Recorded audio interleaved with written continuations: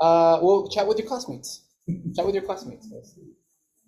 Yeah, so write down all the different types of integrals that you've learned and the section that they're from. If you're not sure, checking with your classmates.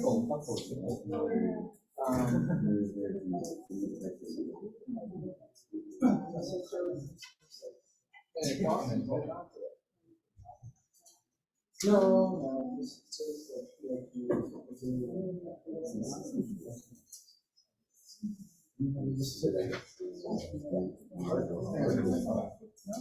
I'm gonna have U4 today. U3 as usual. I'm gonna have you guys have U3, U4 here.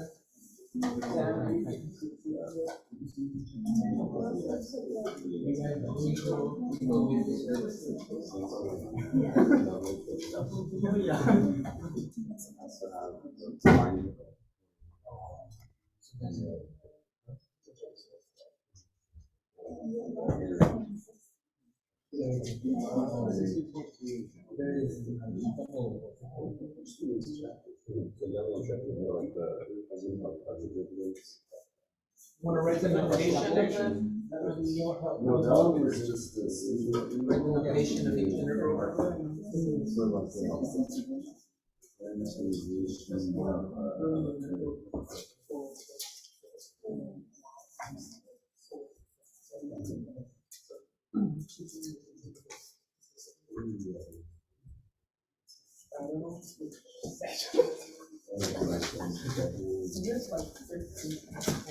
Yeah.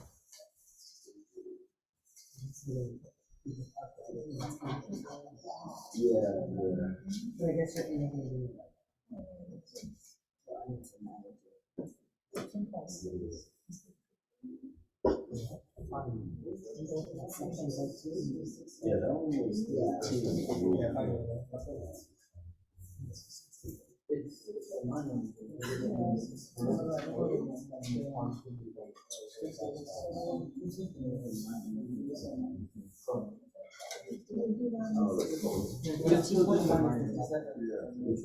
Chapter 15. Oh, yeah.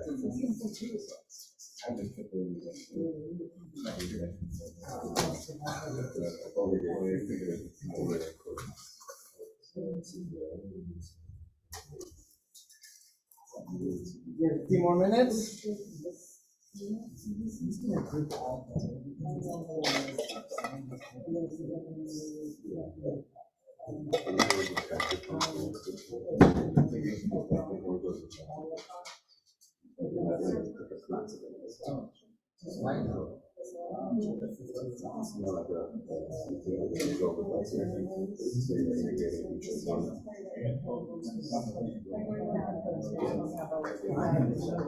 All right, check in with your group. Make sure you guys have a similar list. Do a quick check in. Yeah,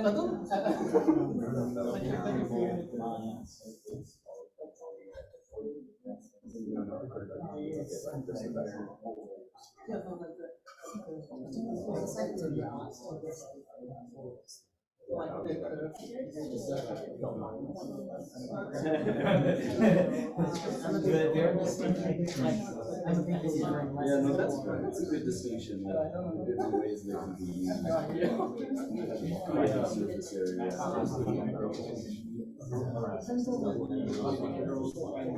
Yeah, that's application. That's all.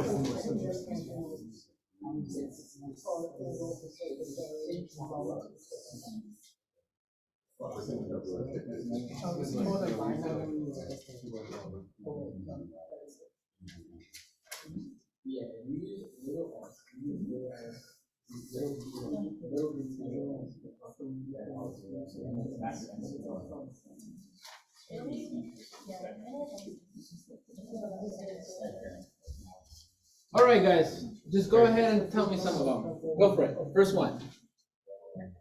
I hear double integral. Okay, we got a double integral. And you were writing it normally like this over D, which is a enclosed region. And then what did you put here? Function f of x1. F of xy dA. What section did we cover that? It's 15 point something. 1, 2, 3, but we defined it from 1, and then we kind of went off for general regions on 2. Okay. Then you did polar, and then you did, but it's still just a double integral. It's just you're using different coordinates. Okay, but it's still just a double integral. Okay? All right? Another type of integral? Double, so then we did triple integral. Okay? That one had 3 little integral signs. What was on the bottom? E. You had E, and then what did you have here? F of x, y, z. You need 3 coordinates, D, B. Perfect. And that was first introduced in section 15.6. Yep. All right. What's another one? Line integral. We got line integral. The ones that we've been dealing with. So that one is how many integral symbols? 1 over C. a curve. And then what did we put here? F of alpha T. Little f or capital F? Capital Capital F for a vector field. Dot dr. dr. Okay. And that was introduced in section 16.2. That's where we introduced it. That's where we introduced it. Okay. If you look at the book for 16.2, there's a different kind of integral that's introduced in the beginning of that section. I did not go over that because I'm only focusing on vector fields. Okay. The textbook also writes this. If f is, let's say, a 3-dimensional vector field, so that it has 3 component functions, the textbook's also writing it like this: P dx, Q dy, R dz. That's the other way that the textbook's writing. Okay, where you're still doing the composition. It's still the same thing as this. You still get the same result. Okay. Let's keep going because there's more. How do we actually compute it though? F of R. F of RT. F of RT Oh, with R prime T dt. And then what did you put at the bounds? T. T equals some A and some B. That. Okay. All right, so that's how we define it. That was all defined in 16.2. I'm doing this because this theorem it mixes these integrals together. They talk to each other. That's why I'm having you guys do this. Okay. Okay. What's another integral that you want?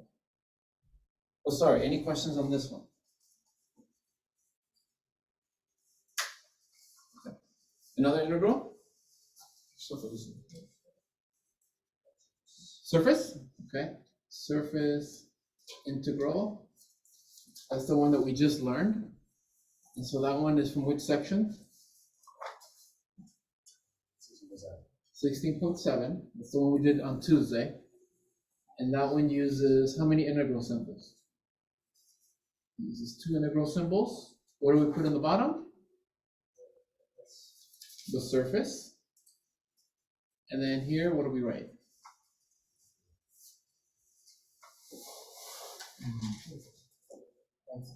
F of RT. F of RUV. Before that. F dot ds. F dot ds, capital S. Okay. And then the way we defined how to compute it was what kind of integral? It was still 2 integral symbols, but now what do we write here? We wrote D, and then F of R of UV dotted with Magnitude of RU or magnitude or just parentheses? just Because if I do magnitude, that's not going to be a vector anymore, right? And I'm doing dot product, so it can't be magnitude. So it's just going to have to be the without the magnitude. This is the one we learned, d wet. That's right. The d, notice the d is a good indicator of the type of integral you're doing. Okay, so dA, we defined it for a double integral. So what you're doing is we defined a surface integral, and the way we're actually computing it though is we're using a double integral. This whole weird ass mess here, you see how you're doing a dot product? You're going to get a scalar function, which is going to represent whatever this f of xy would be. Yeah, it turns into an f, a little f. Okay? That's the only kind of integrals we've done.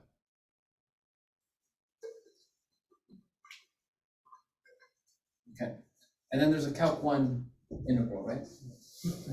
That one was just saying Calc 1. So then there's they're called single integrals in this class.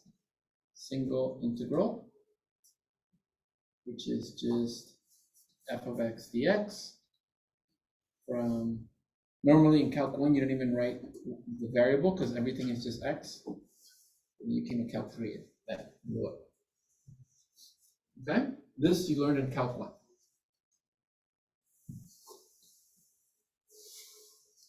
Which of these uses a single integral? One of them uses a single integral. The line integral. It's a line integral, but the way you compute it is you turn it into a single integral. You take the dot product of this, and it turns into a scalar function, which is supposed to be this f. Okay? Okay. Hella integrals, right? Yeah, hella integrals. All right, good.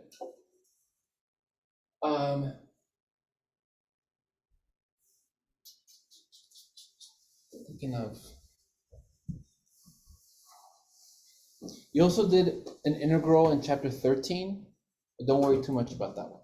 Okay, that one was in chapter 13. You did the integral of a vector function. You guys remember that one? You did something like this. You did a vector function integral. And that was in 13.2, where the way you did this is if r of t was, let's say, x of t and y of t, let's say it was a two-dimensional, then it became the integral of each of those functions, single integral of each of those functions.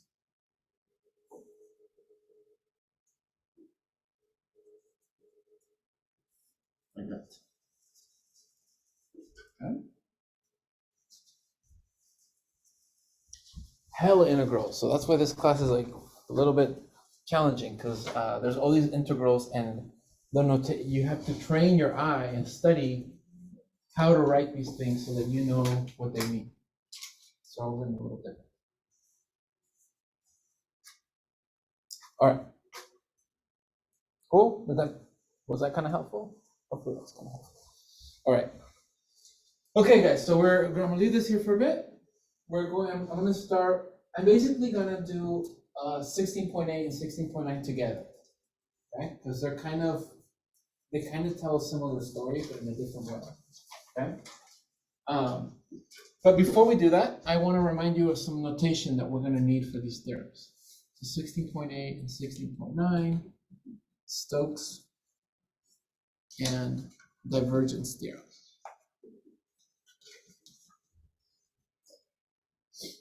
Also, I just forgot, if you have homework that you need to turn in, let me know, okay? So I know most of you guys did it on Tuesday, but I think about homework 24 is due to the technical, right? It's messed up on that. Okay, let's see. So let's recall some important terms. that we've discussed in this chapter. The first one has to do with curves. We said a simple, let's remind ourselves what a simple closed curve with positive orientation is supposed to look like.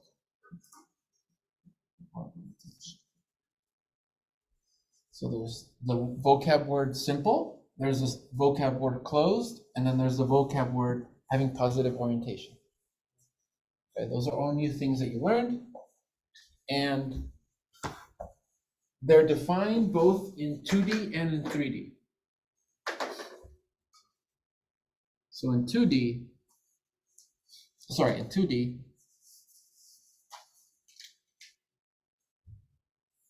you had some curve like this. This is C, and then inside of that curve, you were bounding a region D, like that. Okay. What makes it simple? It doesn't overlap, right? It doesn't self-intersect. So no self-intersection. What makes it closed? Say it again. Everything is inbound. Do you mean like it's bounding this region here? That's what you mean? Okay. I guess we gotta be careful, because what if I have something like an infinite parabola that's bounding this, and it's just shooting this way? The final and the initial point of the curve is the same. Everything will still be inbound? So that's not quite the definition. There was a word that you guys used for it that I liked. Initial and final point is the same. Either initial or terminal point are the same. So if it starts here, it better end there. Okay? And then the word that you guys used was it's a loop. Okay? It's a loop. I like that word that you guys said. So it's a loop. Okay? This one here is not a loop, so that will not be closed. But you're right, it does have to bound a region, but like this technically also bounded a region. But that's what makes it a little different. This is close. Positive orientation. Counterclockwise orientation. Counterclockwise. Or as Sam said, lefty-loosey. You're going to unscrew it. As you stare at it from this perspective, you're going to unscrew this going towards the left, which is counterclockwise. Yeah. I also realize it's counterclockwise. Oh yeah, like if you go like this. Yeah, that's all. It's that same orientation. Okay, that's the 2D version, and then we're going to end up using a new orientation for. We're going to do the same definitions, but we're going to now do it as a space curve, meaning it's in 3D. That's the new part. So I can have a curve like this, okay, floating in space, and it could be bounding a surface. It could be bounding this plane here, just some surface, okay? So it's still going to be simple. It still has to be non-self. It can't intersect itself. It still has to be a loop. But this is the part where it's going to be tricky now. Okay?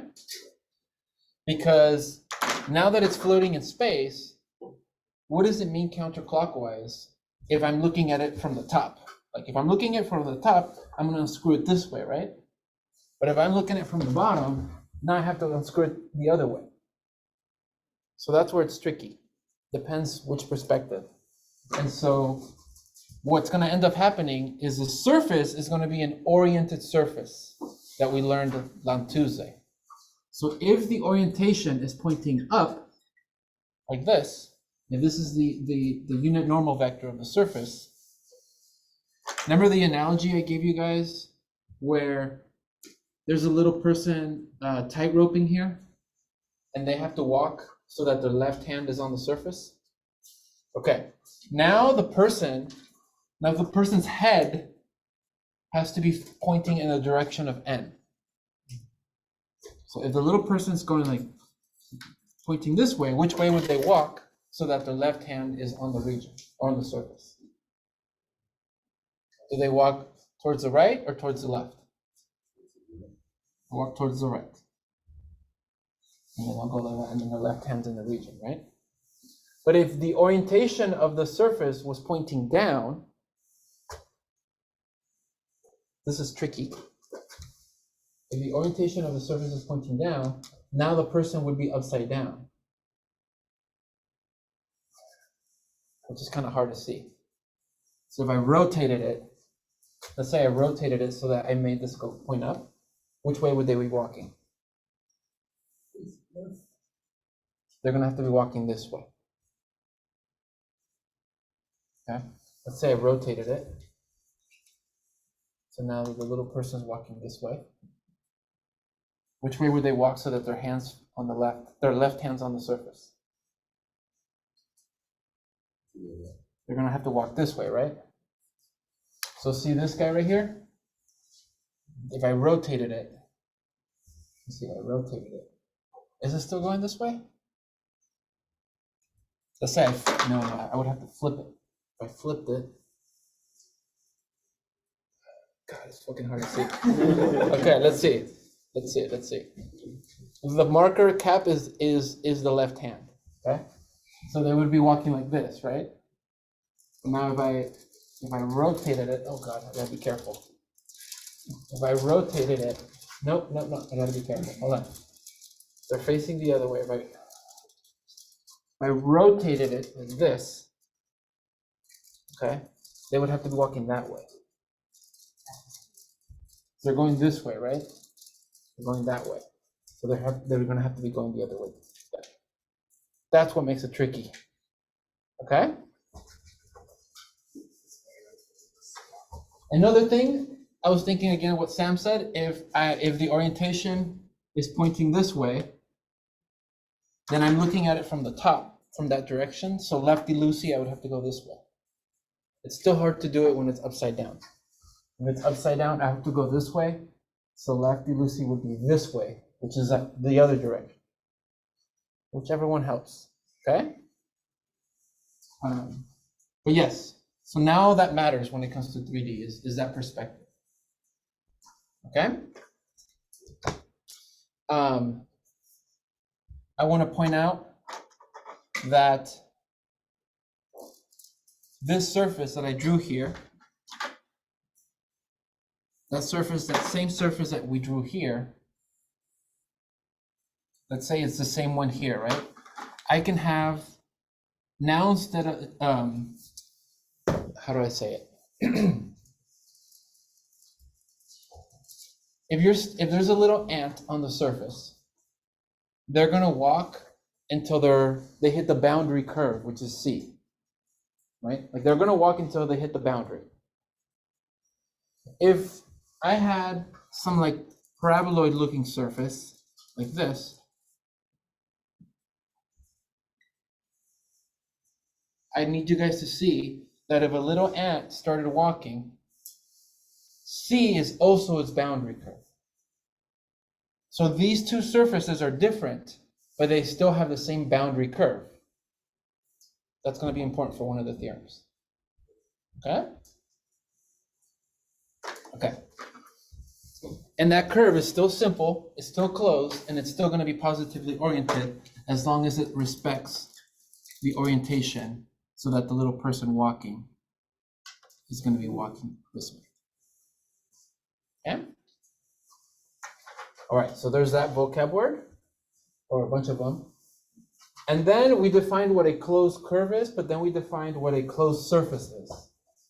We said a surface is closed if it is the boundary of a solid E.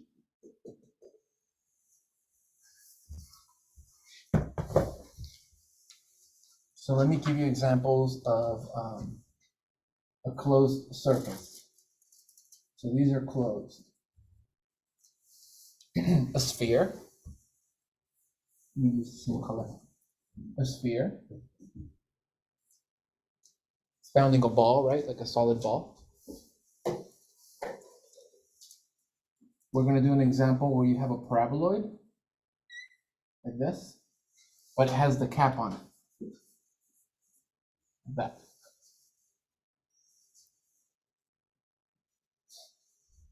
So, like, for example, you guys did this in chapter 15 where you had to find the boundary, you had to find the volume of a solid like this with a triple integral. Okay, but it's a solid. But right now, we're ignoring the solid part and we're just talking about the surface of it. The surface of it, okay? What's another one? Another one is if I had like, if I had a paraboloid, this was one of your test problems on exam 3. You had a paraboloid facing one way, and then you had a paraboloid facing the other way. I don't know if that looks familiar to you guys. But this paraboloid here, and then this paraboloid here, they bounded a surface. Sorry, they bounded a solid. They bounded that blue solid there. Okay? Say this is dashed.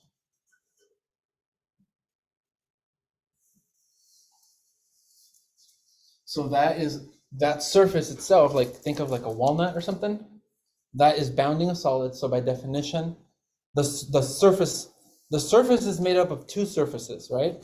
But if you think of it as one surface, it's a closed surface. Let me show you ones that are not closed.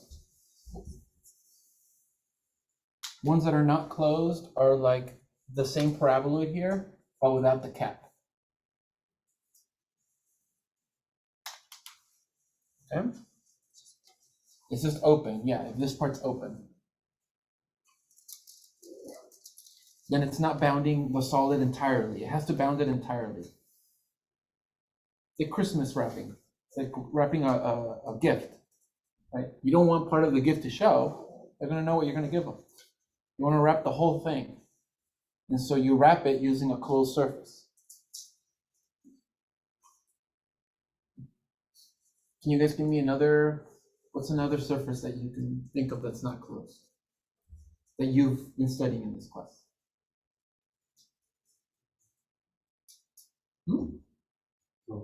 Cone.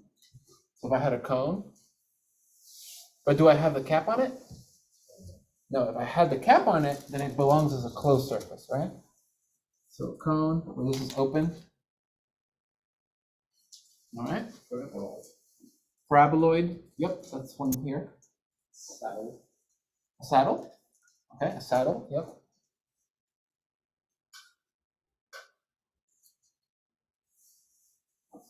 Saddle, does that look like a saddle?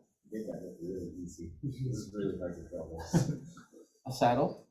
I guess I should go like that. And then the most basic surface that we started with. Plane. That's a surface, right? It's just not, it's not the boundary of a solid. It's not, you haven't wrapped anything with it. Okay?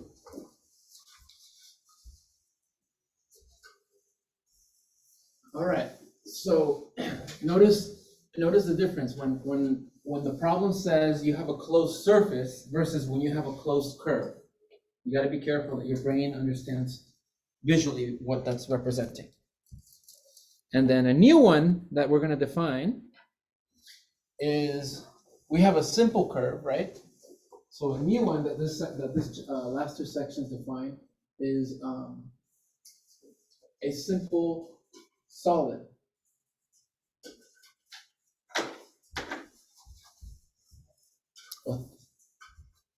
A simple solid E is a solid that is of all three types. And that means that goes back to chapter 15. Type 1, type 2, and then type 3. You guys remember what those meant? I had you do that on the exam. You wanted to bound, what does this start bounding? Which one first? Bound Z first. This one bounds which one? Close. X, and then 1. Don't worry about 1, 2, 3. I just need you to understand it bounds, it can bound Z first, it can bound X first, and it can bound Y first, simultaneously, all at the same time, okay? So this is new, this is a new term. So simple solid versus a simple curve. Okay? Very different definitions. That has to do with intersecting. This one does not. So here are some simple solids versus non-simple.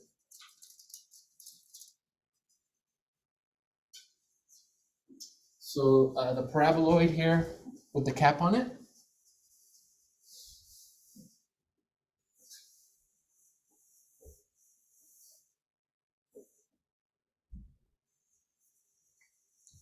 When we introduced triple integrals, this is the one that I used to introduce it. You're going to bound Z first. Remember, you have to train your eye. I was telling you guys, like, poke it with a skewer stick. Okay? So you have the top part of the surface, like that, and then you have the bottom part of the surface.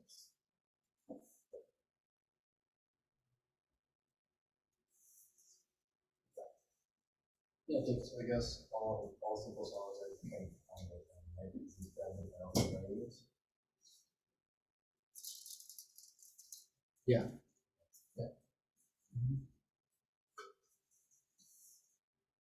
Yeah, you bound X, and you have to look at it not from top to bottom, but you have to look at it from back and in front. This one I have to see how to do it. Okay. This is a little hard to know. So you had the front part, and then you had the back part.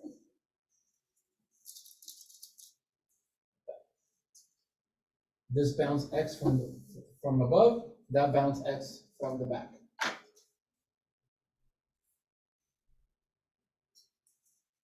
And then the last one is that it can also bound Y.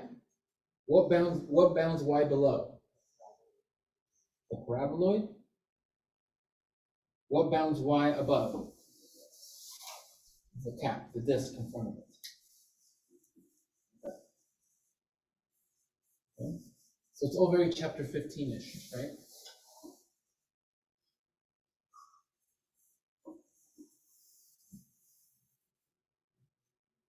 All right, and then a non-simple one would be like this solid here.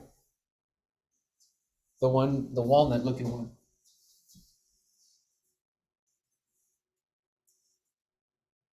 Where it was bounded by 2 paraboloids. Let me draw that one. It's more like teaching. Okay. Okay. Why is that one not simple? How does it fail to be simple?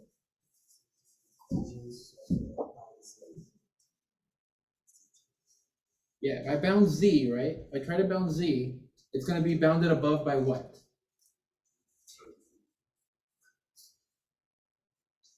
If I try to split it up, I split it up like this so that I'm like cutting the top and the bottom. Notice the top is made out of 2 surfaces. That can't happen. Okay? You need it so that it's bounded by only 1 surface. Because this will only be bounded by the top part of the paraboloid. Okay? So this guy here is not type 1, so it fails. Or type 2, actually. Okay?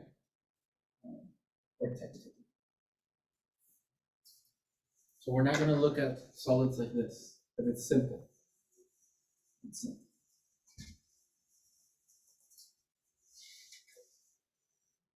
All right, sorry, I had to throw that vocabulary here because the theorems use it.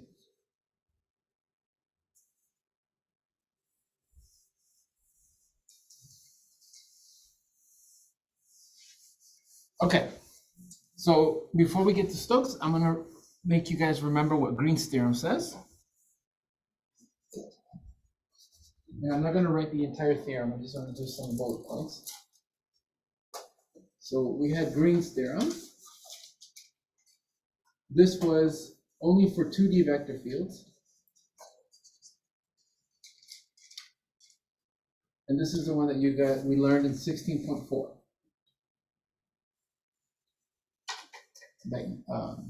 Yeah. And here's what you needed for this theorem. You needed a curve that is simple, closed, something called piecewise smooth, which meant it had a finite number of corners, and you needed to be positively, you need it to be positively oriented.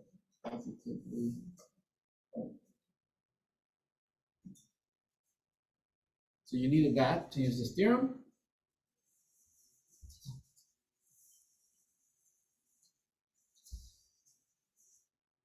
Then because it's closed, it's going to bound a region. So D is the bounded, no, D is the region bounded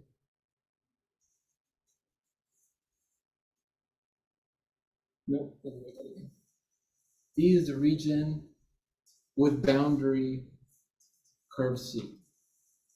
With boundary curve C. That's your one. And then you had that it was a two-dimensional vector field with two component functions, where these guys were both, they had continuous partials, with P and Q having continuous partials. So there's kind of a lot. Okay. So if you have that going on, then if I wanted to compute a line integral where maybe f can or cannot be conservative, it doesn't matter if it is or not. What did Green's theorem tell you there? This line integral, instead of doing the line integral, I can then instead use your notes. Look at that. Also, main degree. What is this equal? Also to partial x minus. Sam?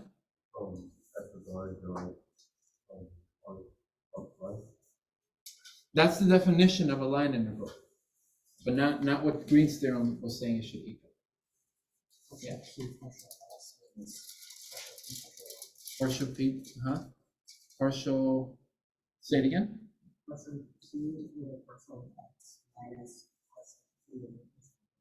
Okay. Over the region D. And then what kind of integral is this though? It's D. That's what Green's theorem was telling. Okay. This is a line integral, like you guys discussed in the warm-up, and it was defined in 16.2, where this is a double integral that we discussed in section 15.2, the general region. That was, we used this on some of the homework that was given this week.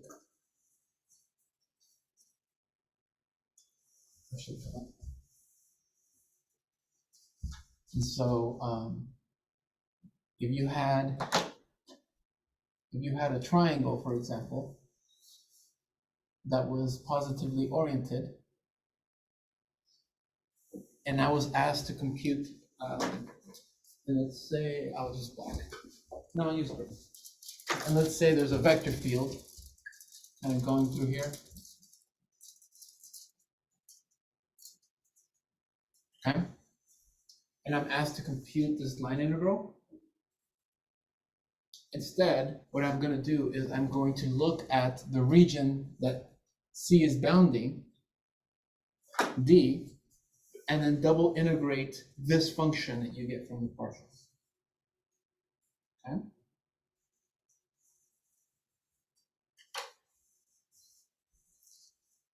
The reason, hopefully you're seeing on the homework, that I would like to use Green's theorem is because otherwise, if I have to do a line integral and use the definition, you have to parameterize 3 different line segments. And therefore, you have to do 3 line integrals. We don't want to do that, so instead I'll do 1 double integral. Give you the same answer. Okay, so Stoke's theorem is this theorem, but the 3D version of it. What if instead I have a curve, a space curve, that's bounding the surface, the way that this curve is bounding a region? So this is what Stoke's theorem tells us.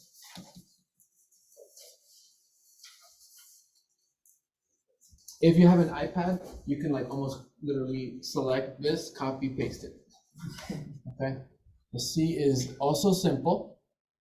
It's also closed. It's also piecewise smooth.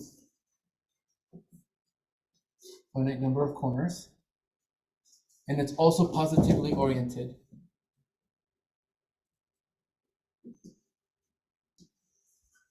But I wanted to write this theorem so you can see how similar it is.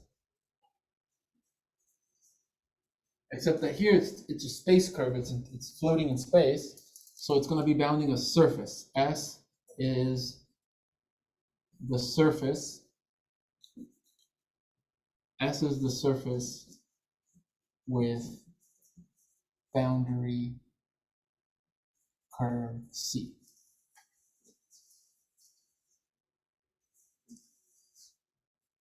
And then here you have a 3-dimensional vector field. I'm not going to make you write x, y, z 3 times. Yes.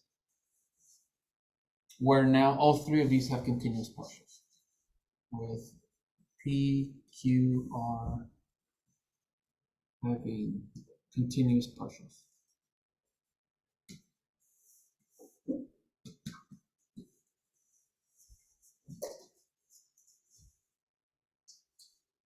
And then here's where it's a little different.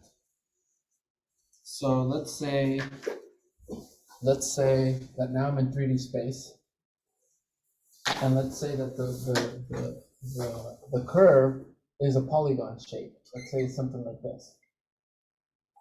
Okay, let's say that's C. And if I'm being asked to compute a line integral with a vector field that's like, let's say, flowing this way, whatever it looks like, how would you do this using the definition of a line integral? What would you have to do? Hell yeah, you would. You'd have to parameterize this line segment, this line segment, this line segment, this line segment. How many is that? Is that 5? You'd have to parameterize 5 line segments and then do 5 line integrals and then add all 5 of those up. Hell no, right? So instead, just the way Green's theorem says, well, is there a way that I can use the thing that it's bounding, which in this case is the surface? Let's say it's this polygon-shaped surface here. Let me not do that. Can I use something with that surface? Okay, and the answer is yes. But instead of doing a double integral, since it's a surface that's going to be oriented, we're going to do a surface integral instead. Okay, so it equals a surface integral. And you guys see how here we did a double integral of like, kind of like this, like it uses derivatives of the component functions. Okay, here it's going to be a derivative of these guys, but it's going to be the curl of the vector field, which is a vector field again, dot ds.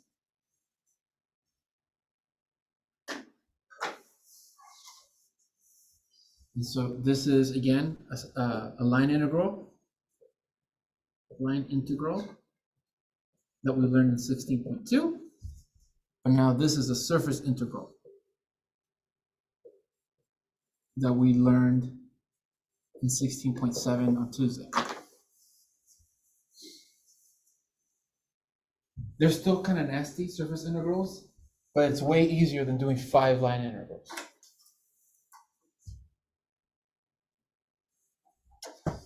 Okay. The proof for this theorem is too advanced for Calc 3. It uses like higher level math. Okay, so the book doesn't even have a proof for it. Okay, but let me give you a little bit of kind of some intuition.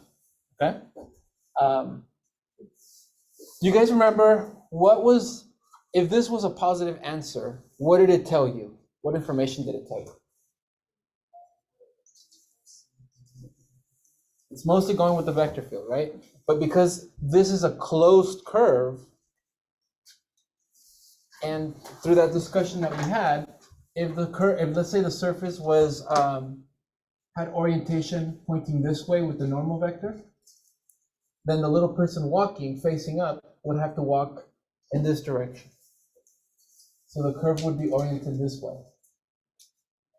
So what that tells me is that the vector field, it gives me a relationship between the loop that I'm making. So because it's closed, there's some kind of rotation happening, and how that relates to the vector field itself. The way that the vector field is kind of like turning with respect to the curve, right? Because it's a closed curve.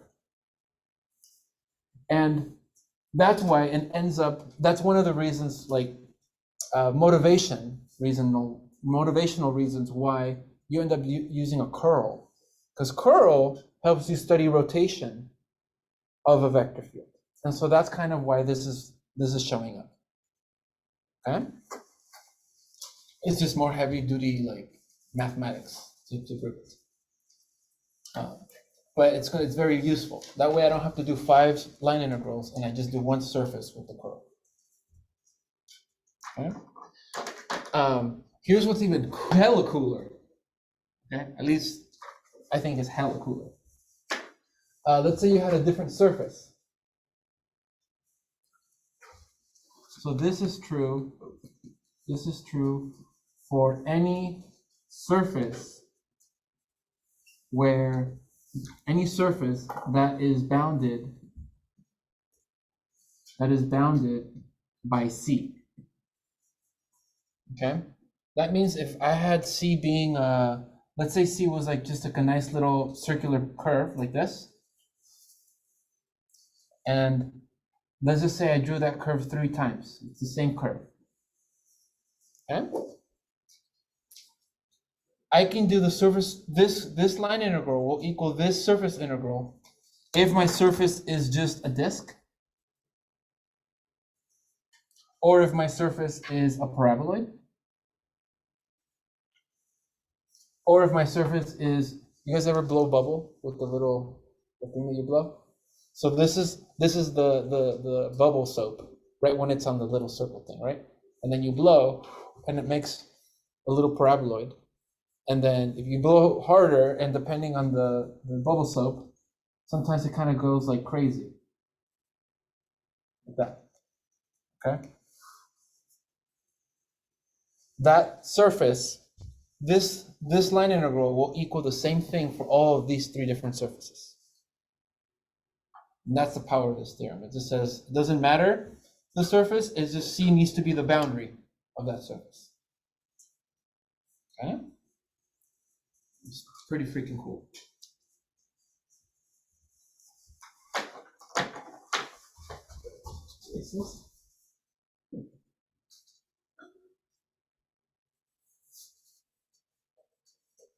And so what I want you guys to notice is that here I'm being asked to do an integral of like some kind of derivative of my function, of my vector field. And instead, I can just do a different kind of derivative on its boundary. Okay? When you guys did, in Calc 1, you guys learned the fundamental theorem of calc, right? Part 1, or part 2. When you guys did from A to B, right? what does it just equal? You find the antiderivative of it, and you evaluate it at the endpoints, right? So you have this guy here is f prime though, right? Because this is the antiderivative. So I want to do an integral on the derivative of a function. So instead I use its antiderivative and then just evaluate it at its bounds. Here I'm doing an integral of a derivative of a function, and instead I just do the function at the boundary of that thing that I'm integrating over. I'm leading you to some cool discovery, okay? I'm just showing you a cool pattern that's happening. All right. And then 16.9 talks about something called the divergence theorem. I want to have all three theorems here so you guys can kind of stare at them for a bit.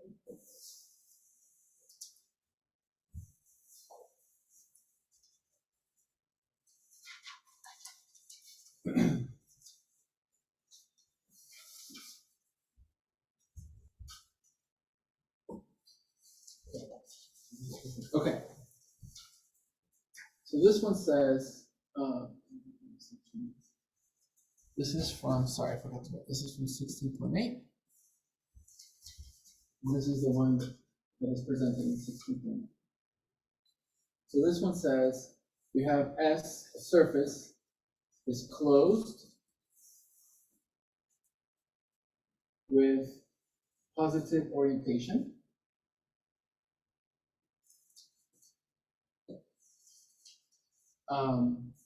What did it mean though for us? Do you guys remember what positive orientation meant for a surface?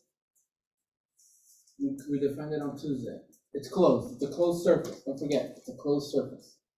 So it's like a ball. You wrap together.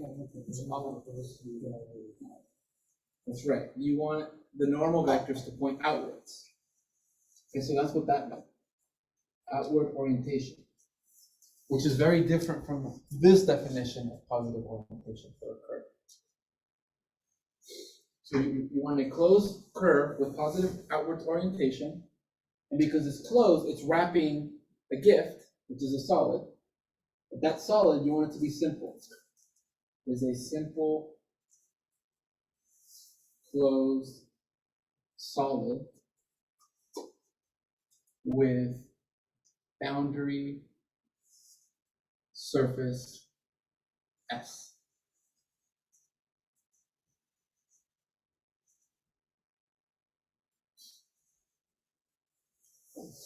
And then this is again in 3D.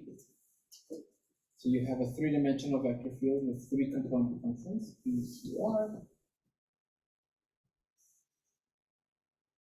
where they have continuous partials.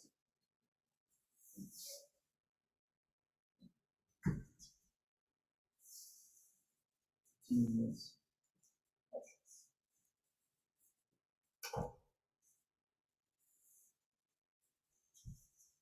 And so a little picture here is, imagine you had a, let's go back to our gift box here. Let's say you had a box.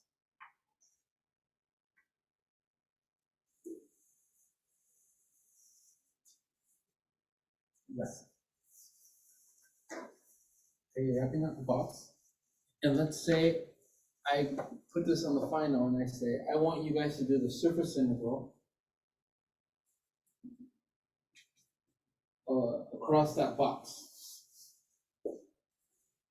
Okay.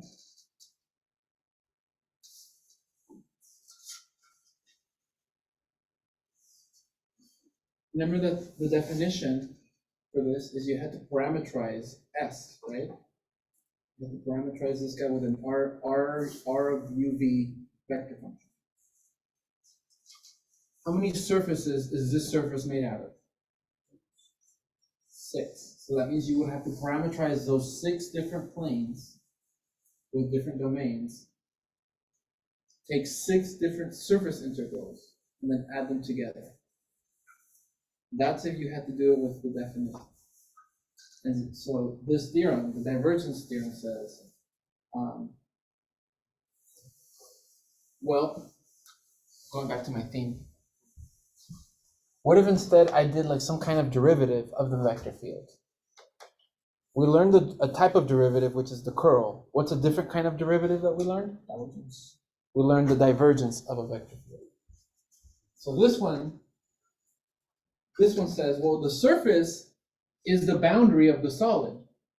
So let me do, what kind of integral can I do with the solid though? I can do a triple integral with the solid, and then triple integrate its derivative, which in this case is going to end up being the divergence. And so again, I have some kind of integral of the derivative-ish of the function, and instead, I just do the function and evaluate it at the boundary of this thing. Sure. Correct, yeah, they're all going to be continuous. So these are going polynomials, trig functions, exponentials. And so here you have your vector field. You have a vector field like this. And then this is your solids that you're wrapping. Okay. Remember that on Tuesday, when we defined a surface integral, it was like water, and you're seeing how it flows through the surface, right? So you're seeing how this flows through this box, but the divergence was a derivative that helped you study how things were flowing through a point. And so that's why the divergence shows up. Okay?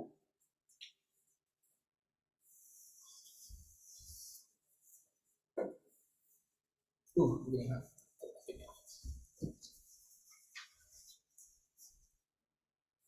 Okay, sorry for all the talking there, but I just wanted to show you. So there's these three kind of theorems. These two are for three-dimensional vector fields, and this one's for two-dimensional vectors.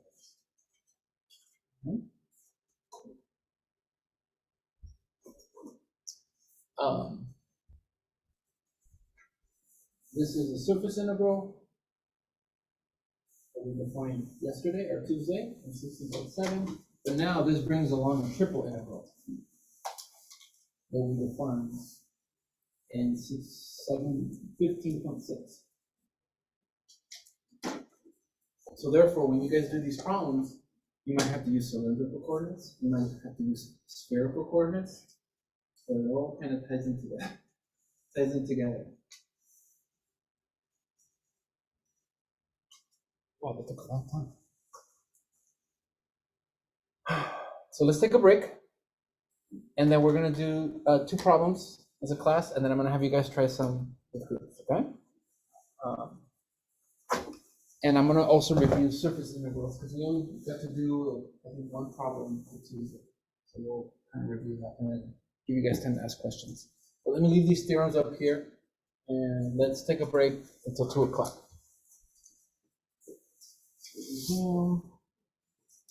2 o'clock. Sorry for all the talking, guys.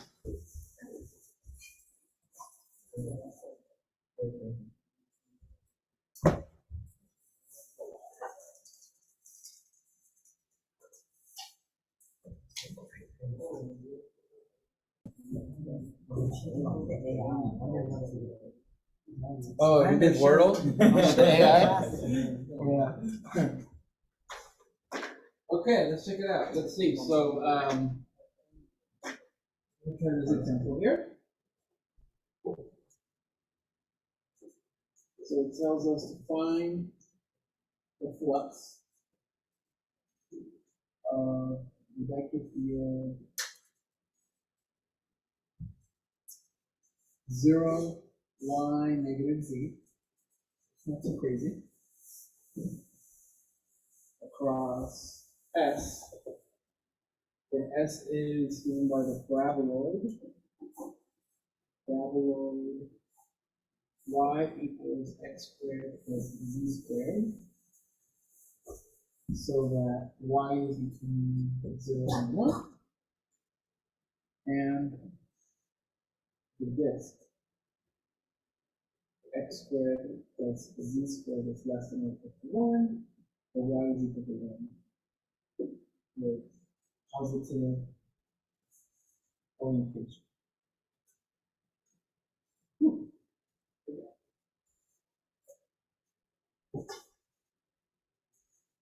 So here's a good time to kind of prepare what you're going to see on the front. Okay?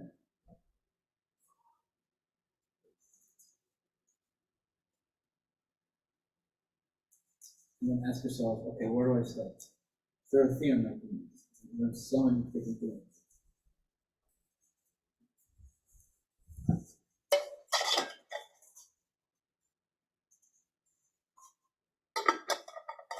Just writing the problem takes right, right?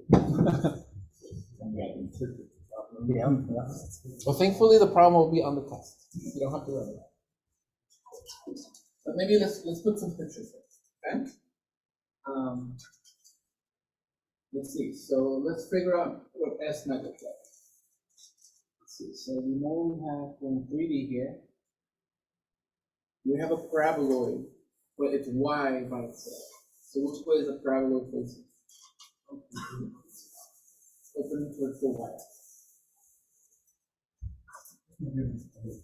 It's opening towards the y-axis, but it's opening towards the y-axis only up to 1. Like this, let's say that 1 is right here. The paraboloid is only opening up to 2. Okay? So this part makes up S, and what else? And this disk. Let's see what that looks like. What would this disk look like on the XZ plane? It's a circle, less than 1. What does that tell you about the circle? It's a filled circle, but it's telling you that this circle is located where y is equal to 1. So you guys see how that's the cap? This one? Okay. But here's a question. How do I know if the cap is smaller than it? Or if it's bigger than it? How do I know it's exactly that cap? How would I check that?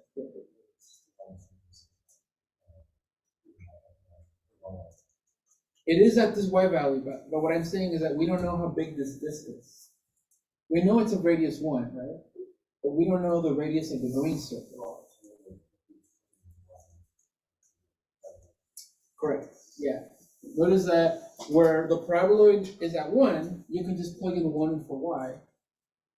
And that you see how that guarantees that it is a circle of radius 1?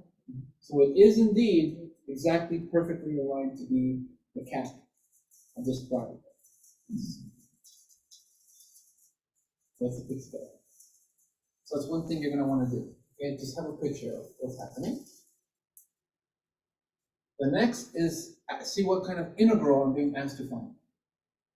What kind of integral are we supposed to do for this problem?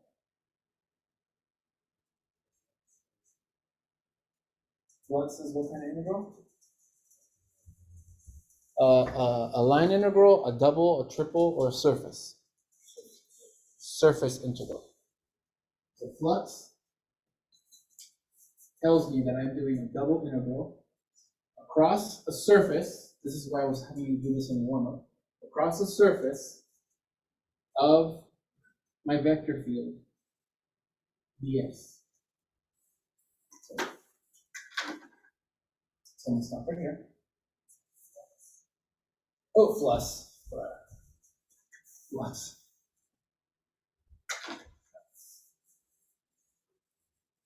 And so then I'm going to stop here. This is one of my final exam questions, and then I have to say, okay, do I just do the flux?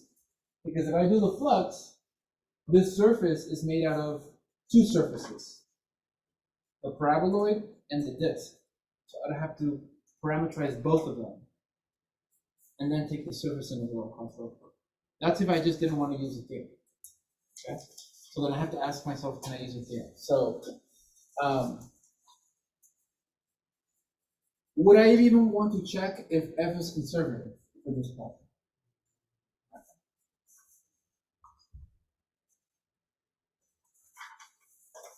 Would I even want to check that?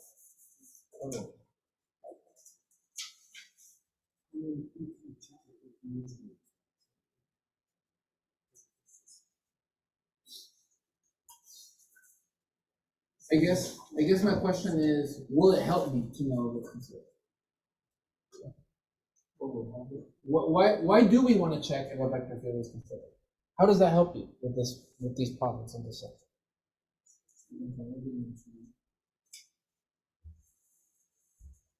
See, good. I'm asking the right question.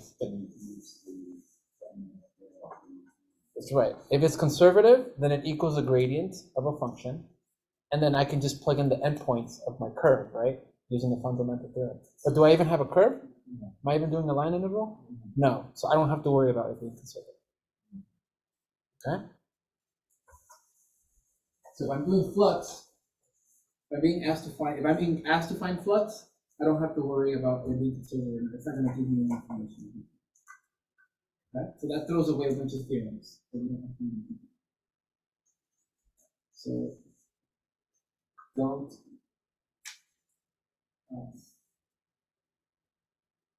don't care if that is conservative. Okay, so then I gotta go back and I gotta say, okay, is there a different theorem that does tell me information about just the surface integral of f? Hopefully I don't know how you're gonna do this part, on the note card or just from your own brain. What theorem does not use line integrals? Because we don't even have a curve here.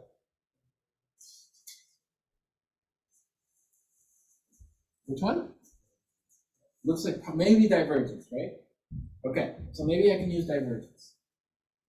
If I use divergence, what do I have to guarantee that I have? What are the conditions that I need to use?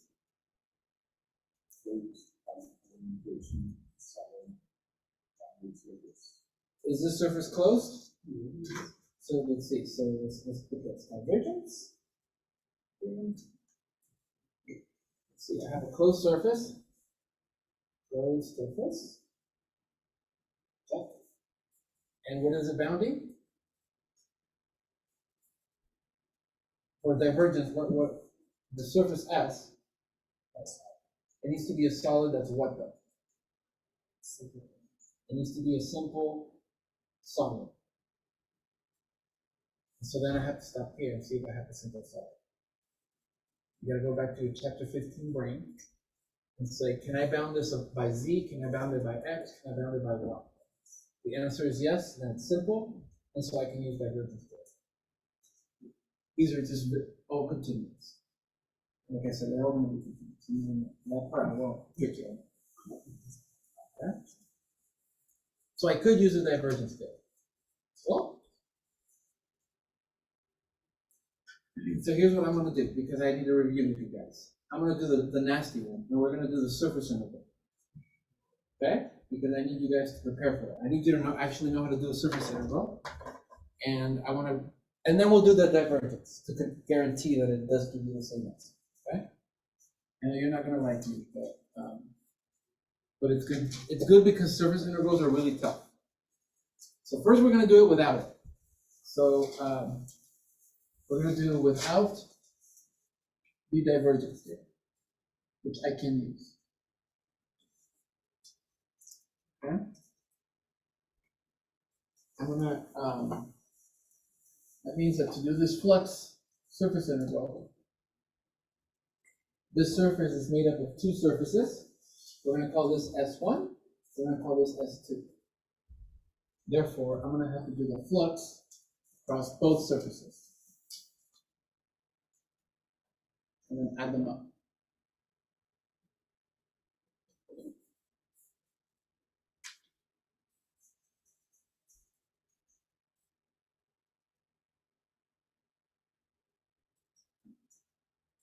Okay.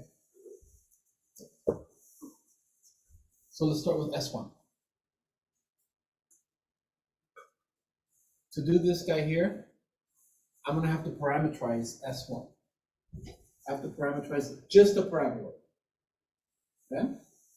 So we got to parameterize this guy. This is part of what makes it a hard thing to do. Okay, so I'm going to look at S1, and I know that S1 uses this and it uses this. Okay, it's kind of like the warm up. Let's do this with you. Need you guys to parameterize something. So remember that when you're parameterizing, I want to figure out how to write my x, my y, and my z in terms of two variables. Okay? Do you guys see how here y is already given as two variables? It's given in terms of x and z. So how should you think we could parameterize? If I let x be u, and if I let z be v, then what will y be? U squared plus v squared. Exactly. Okay? This is only because y is already given in terms of two other variables. And that's kind of what I can do. But as you're seeing on the homework for this stuff, you also need the domain with it. Otherwise, I might get more than the surface that I want. So let's see. My domain used to be some UV points. And let's see. Any ideas on? You can see how you're letting u be x, and you're letting z be v. Okay. Think of being in the UV plane, which you're thinking of x. This is like the x. This is like the z. So if you're on the xz plane, and you projected this paraboloid like you did in chapter 15 into the xz plane, what shape would you get? You casted a shadow on the xz plane, you would get a circle, right? If I graph this here, this part here, sorry, on the UV plane, yeah, if you projected the paraboloid on here, you're going to cast a shadow to be that circle. Okay? So you're going to get, this is like an x, this is like an z, and so you're going to get a circle here. But what's the biggest your circle could be? What's the biggest radius of the circle so that it stays within this parabola? Maybe 1. And so therefore, I'm going to need u squared plus v squared, the equation of the circle in the UV plane, to be 1. And then the smallest it'll be is 0, because it's going to be shaded. Let me show you a different way you could have done it. You see how you need y to be between 0 and 1? Yeah. But you let y equal u squared plus v squared. So if y is between 0 and 1, u squared plus v squared, which is y, needs to be between 0 and 1. That's another way you could have done it.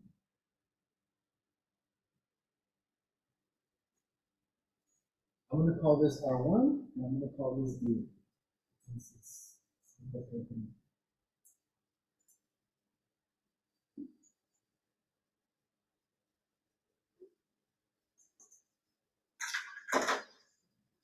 is because of this, the condition that is stated.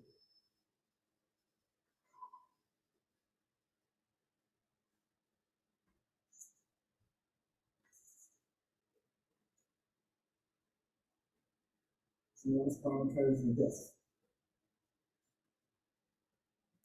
It's a little different.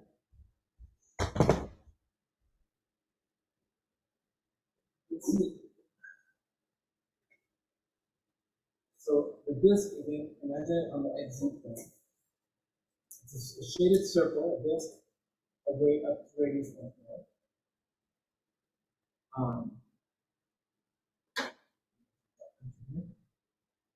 The XZ plane The disk uses these two things. So x squared is z squared. That's the next one. On the x z plane, what is that going to look like? Disk, right? Shaded disk. Yeah, mostly it's 1. So if it equaled 1, which is the big disk, the big circle, how can I parameterize? What have you guys used when you have a curve that is a circle? And you want to turn x and z into something else. You use polar coordinates, right? You use polar coordinates. Which one is cosine and which one is sine? X and z. So x, we're going to let it equal what in polar? Just cosine? In polar, though, it's r cosine. The reason I'm putting r here is because it's a shaded circle. R can stretch. It's like what you guys did when you were integrating and you converted to polar coordinates. You changed all the x's and z's into r cosine and cosine.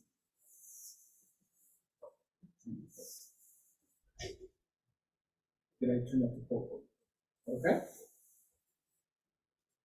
What are my bounds for r though? 1. So you're using all chapter 15 stuff, right? What is the bounds for theta? 0 to 5.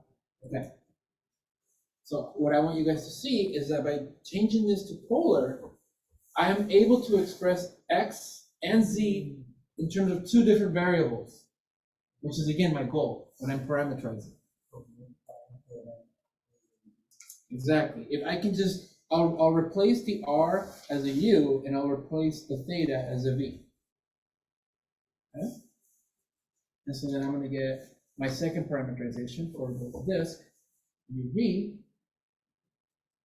is x is r cosine theta, but I'm just going to replace this with the u and replace this with the v, so that it's u cosine v.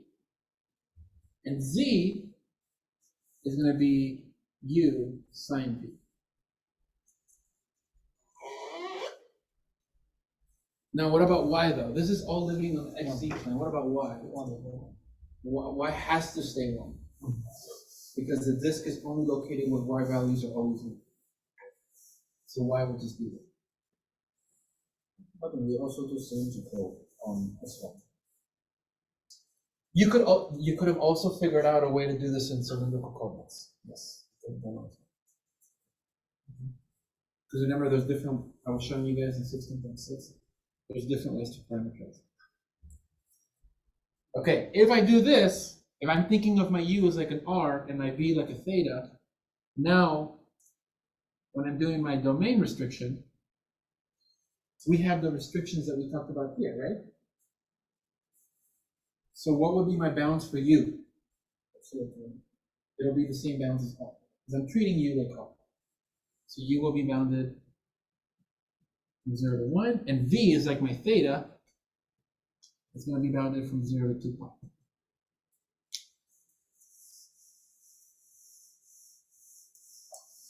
And this is why I wanted to do this, guys, because all this is really hard when we do it for the first time.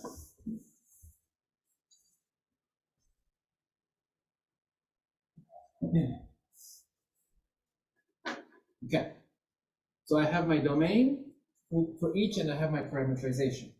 So now I have the information that I need to start doing my surface integrals. So I got this. This is helpful. I'm gonna leave this here and use it. So let's do the first one. I'm doing it by definition. I'm not using any theorems. So by definition, I have to turn this into a double integral over the domain of R1, which is the plane D1. And I do f of R1 UV dotted with RU cross RV. Yeah.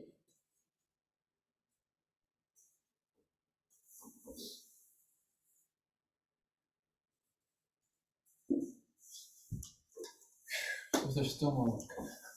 I have to find the cross product of the partials, and then I have to compose it with this vector field in here.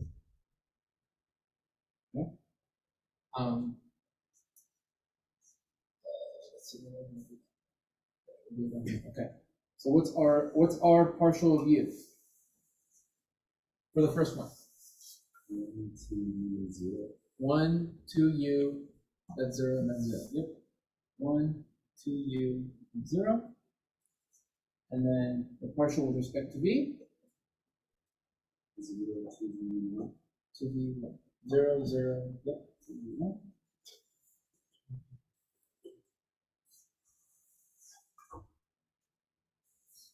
And so the cross product is going to be, I raise the first column, to be 2u times 1. I guess let me do it here before I do that. It's going to be 2u times 1 minus 2v times 0, which is 0. Ignore the middle column. Let's make a negative in front of it. 1 times 1, which is 1, minus 0. So that's just minus 1. And then ignore the third column. 2v minus 0 times 2u, which is just 0.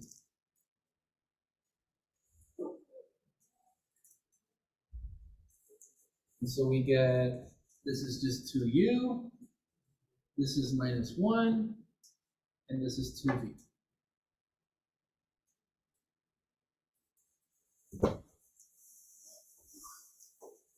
And then you gotta stop before you do it, because you need to make sure it agrees with the orientation that I'm being told. Okay? So I'm being told it has to have positive outwards orientation, right? So my n vectors should be pointing out, this way. So I'm doing a paraboloid. Look at the y component. It's always a -1. What does that tell you about the direction that the vector should be pointing? For y. They're always pointing to the left. So is that agreeing with the orientation? Yes. Yes, it does agree because all these vectors are pointing towards the left for S. For S1, exactly, that's what's important. I'm only doing it for S1. If I do all this and I would have gotten a positive one, that's telling me all the vectors are having the y component face positive here, which is inward orientation. And so do I have to put a negative in front of the integral? You do not, because it actually is using correct outwards orientation. This guarantees that you have positive outward orientation on S1. So that's why I wanted to do this, because there's all those little minor details that you could get the answer wrong just because you didn't check the orientation.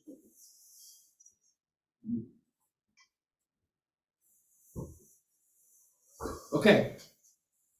F of R of U B. Look, that's hard to say.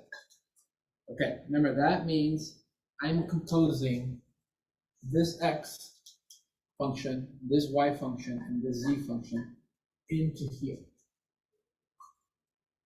Okay? So for my vector field F, the x component will always be 0. The second component is the y, which in this case, this is y, right? So it's going to be u squared plus v squared. And then this will be negative z, which means this z gets composed in here to become negative v. That's another part that makes this part.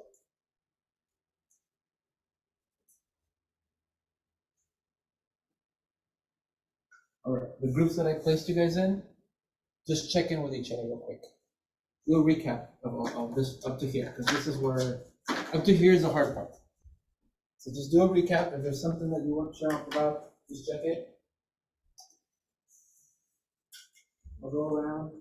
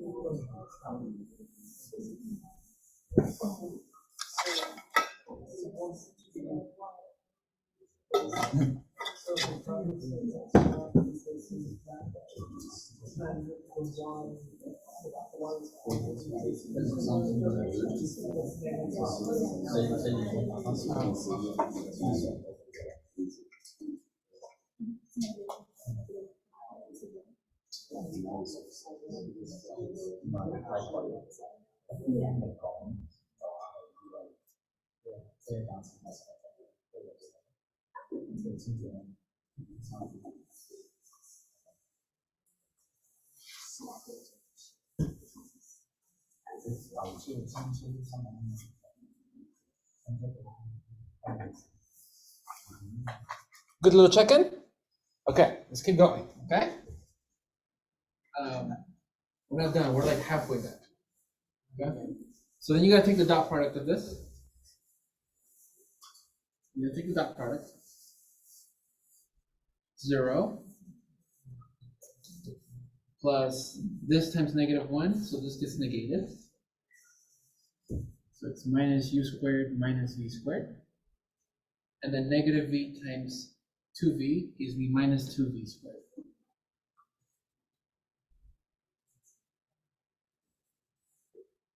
Clean that up. And that becomes, yeah, negative u squared. Is that minus 3v squared?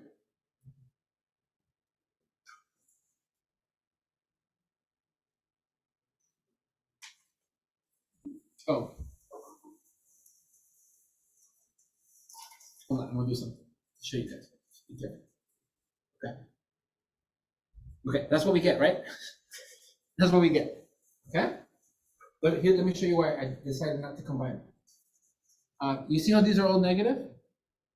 So take out the negative, and then I got u squared plus v squared plus 2v squared dA. And let me show you why you don't want to. You could combine them, but then eventually you're going to see you don't want to combine them. Okay, we're now up to chapter 15, where this is just a good old double integral. Vectors are gone. Just a good old double integral. I have to find my bounds. This was my domain of finite, which was this shape. So how do I want to bound u and v? The region is a circle, so I want to turn u and v into polar. See you guys in a minute. So I'm going to convert it to polar. Say it again, Charlie. I don't want to combine it because when I turn this into polar, now u squared plus v squared will equal r squared. Okay? So in polar, I'm going to let u equal r cosine theta, v equal r sine theta, and so therefore u squared plus v squared is r squared. And so this becomes minus, don't forget the negative, v is the, oh shit, sorry, I'm converting to polar. Theta goes from 0 to the whole circle, to pi. And then r goes from 0. What's the biggest this circle gets? 1. And so then the u squared part becomes r squared. And then plus 2v squared, but v is going to be converted into r squared sine squared.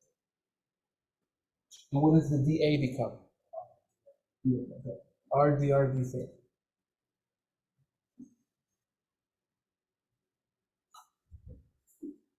Woo!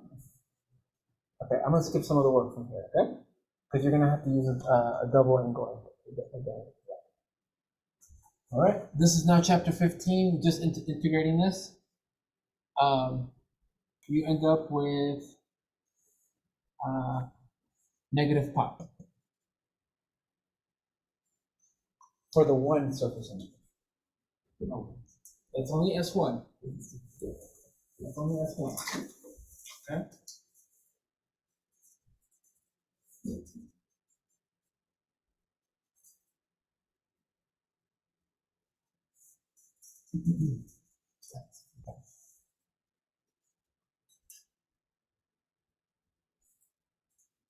All right, for S2,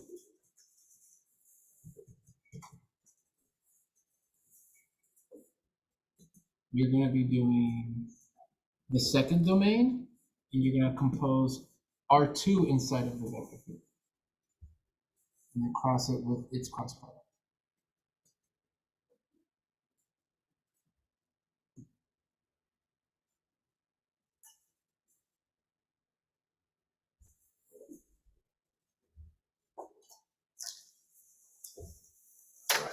So help me here. Let's take the cross product of R2. Sorry, let's do the partials of R2. So RU, this is going to be cosine 0 sine V. Cosine V 0 sine V. And RV here is going to be, with respect to V, derivative of cosine minus the constant times sine of V, 0 again, and then the derivative of sine is cosine, the constant times cosine of V. Okay. Yes, I should.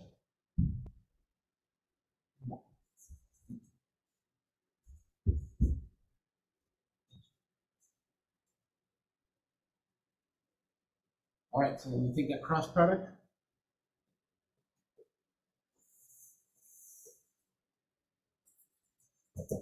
ignore the first column, 0 minus 0. Yay! Ignore the middle column, but smack a negative in front. It's going to be this product, u times cosine squared v, and then minus the product here, but it's negative, so it's going to become plus u sine squared v. Like that. It's minus this product, which makes it positive, but then this negative is going to make it negative. And then, yeah, 0 and 0.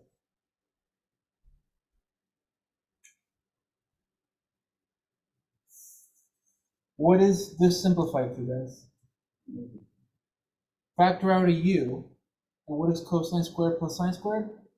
1, so it just becomes negative u, right? So it's 0 minus u and 0.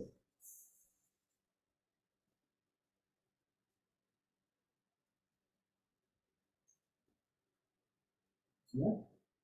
So cosine squared plus sine squared. All right, now we're going to do the composition part. So this is my x, this is my y, and this is my z component functions. So for my vector field, when I plug them in here, all the x's, there's not even any x's, but the x component will be 0. The y component is y, which is 1 for this vector, for this representation. And negative z, which is this guy here, so minus u sine v. But look, it's so pretty because so much cancels out. Let me stop there. Remember, you're plugging this in here. So all the x functions get replaced with x's, all the y functions get replaced with y's, and all the z functions get replaced with z. Okay, so then d2, 0, minus u, 0. Yay!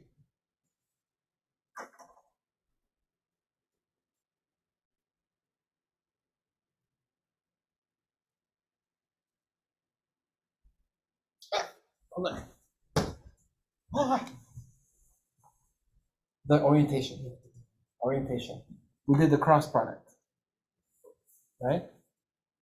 What do you know about these components within the domain of U? Which way will these vectors always point?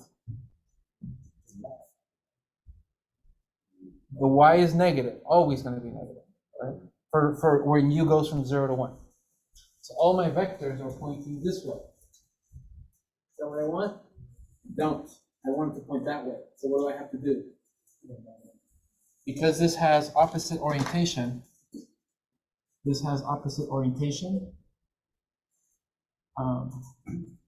we negate the integral. So because of this, I have to smack a negative in front. Okay? Say it again. It becomes the integral of positive U. Exactly.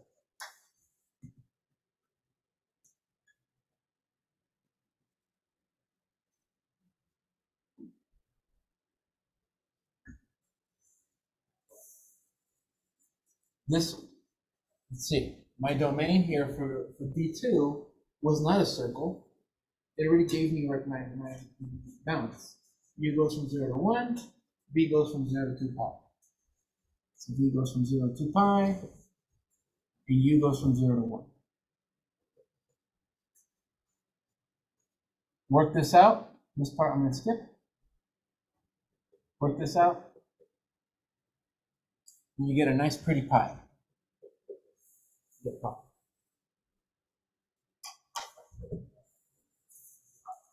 And then you add them up together, finally, Jesus. Then you add it up together, and then you smack the table or something, because it's such a waste of time. So for S1, we got negative pi. For S2, we got positive pi, and that's 0. Okay? That's doing it without it, and I kind of purposely did it just so that I needed to review all these little things with you guys. It's just good to see that. Okay? But yeah, hell long, right? Do you want to do that on the test? Hell no. So that's why you want to see if you can do the theorem. So let's do it with the theorem. You guys do it with the theorem. I can fit it here. With the theorem. With the divergence theorem. Go for it. To show that the surface integral, which is found, is the same thing if you do a triple integral and you triple integrate the divergence. So first you're going to have to find the divergence of it. And you're going to triple integrate it over this solid. It's a review for chapter 2.6. Okay? Do this triple integral, find the divergence first. Don't laugh too hard. You do it.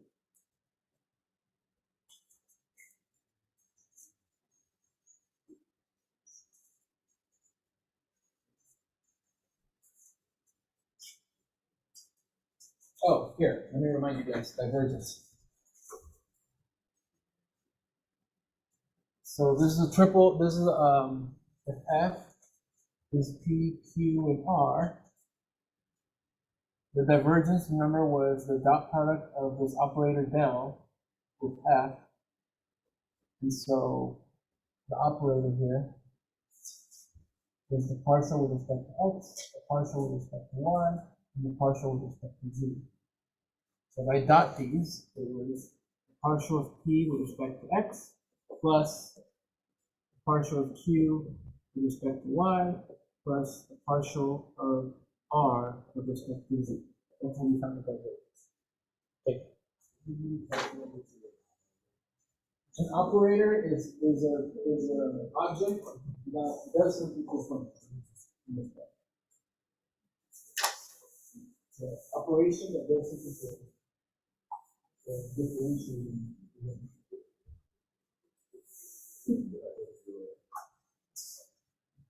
Silly, right? But powerful. So what are you going to do? You're going to take you're going to do that. Take the partials of these. This is your P. This is your Q. This is your R. So the divergence of this vector field is going to be the partial of 0 with the partial with respect to y of what? Of yes. Hold on. Yeah, of y. And then with the partial with respect to v of negative. And so what do you get? What do you guys get? 0 plus 1 minus 1 is 0. So then it's the triple integral of 0, which is 0. Done.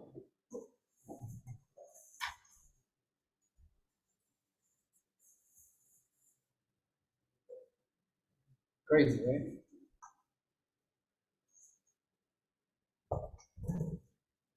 Whew, damn.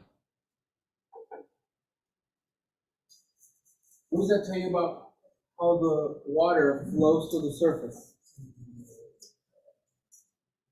It's flowing pretty evenly. So see how the orientation is pointing this way? So that probably means that's the water's flowing in this way. But here it's agreeing with it, or the other way. It's going this way, it's agreeing with some of it. It's canceling itself off. This gives you more information. This tells you it was negative. So indeed, for S1, it does go opposite. And for S2, it does flow. It's positive for this, but negative. Yeah? All right. All right, so I'm going to put you guys in groups. That was a big old example. That would have taken us way shorter if I just gave you this. So I'm going to give you two problems. Hint, they both use a theorem. Okay, but you have to figure out which one. All right? Let's see. I'm going to number you off. 1, 2, 3. Okay. 1, 2, 3, 4, 5, 6, 7, 8,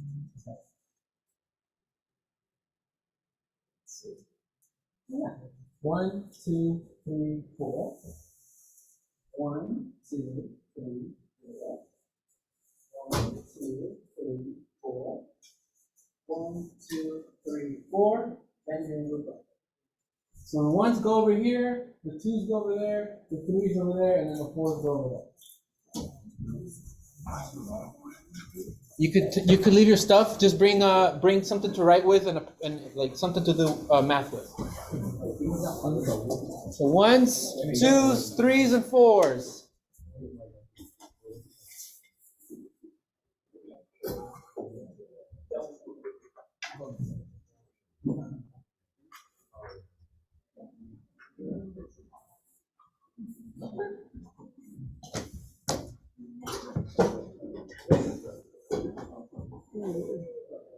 Careful with the camera. All right, so let's see. Your guys' group should be the biggest. Is someone sitting on this one? I don't see right here. Oh, you're sitting there now. Okay, let me see. Okay. All right. 1, 2, 3, 4, 5.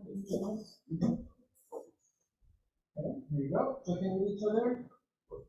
1, 2, 3, 4.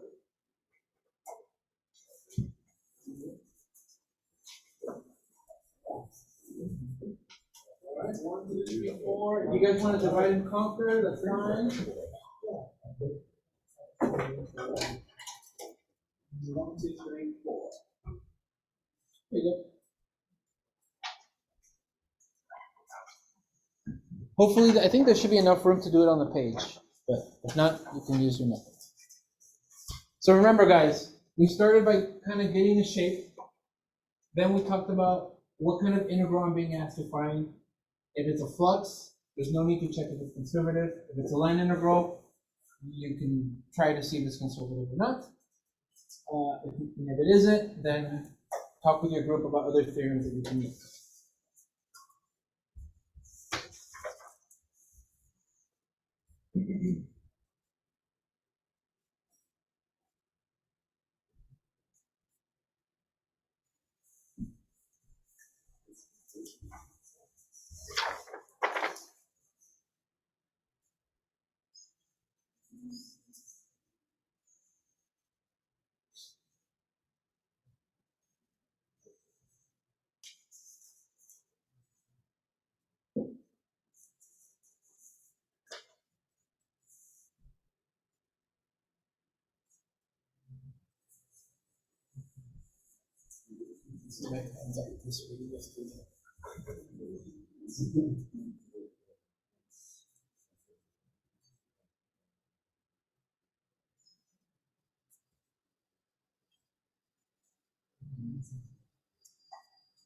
Oh wait, hold on.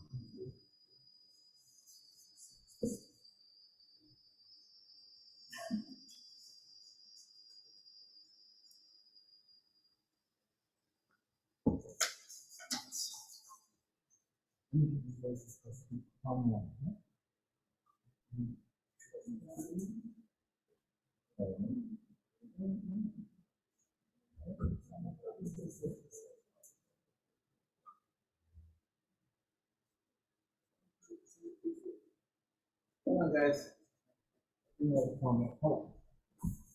Start with number two.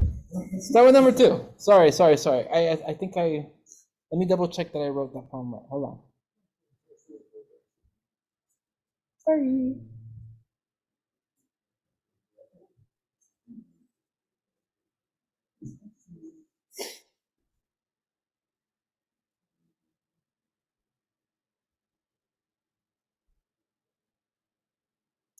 For number one, can you guys add at the end of the question, find the work done. It's a work problem. Find the work. Find the work done on moving the particle. Yeah.